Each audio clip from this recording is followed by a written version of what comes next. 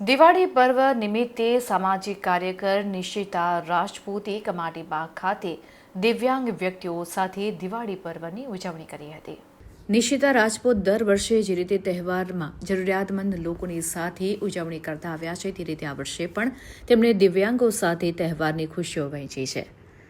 તેમણે દિવ્યાંગોને ration kit તેમજ કેશ કવર આપીને દિવાળીની શુભકામનાઓ પાઠવી હતી અને તેમના જીવનમાં આનંદ લાવવાનો પ્રયાસ કર્યો। તેઓ છેલ્લા 21 વર્ષથી આ કાર્યક્રમમાં સહકાર આપતા રહ્યા છે। આ કાર્યક્રમમાં નામી અગ્રણીઓ પણ ઉપસ્થિત રહ્યા હતા।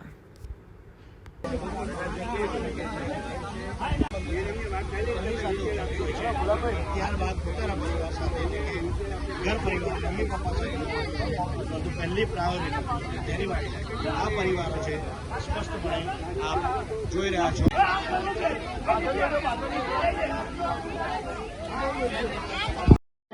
હું નિશિતા રાજપૂત અને મારા ડેડી ગુલાબસિંહ રાજપૂત છેલ્લા કન્ટિન્યુઅસ 21 વર્ષથી દિવાળી નિમિત્તે કમાટી ગાર્ડન અમે બ્લાઇન્ડ પરિવાર અને હેન્ડીકેપ પરિવાર જોડે મનાવતા આવી રહ્યા છે દિવાળી, અને કન્ટિન્યુઅસ 21 વર્ષથી।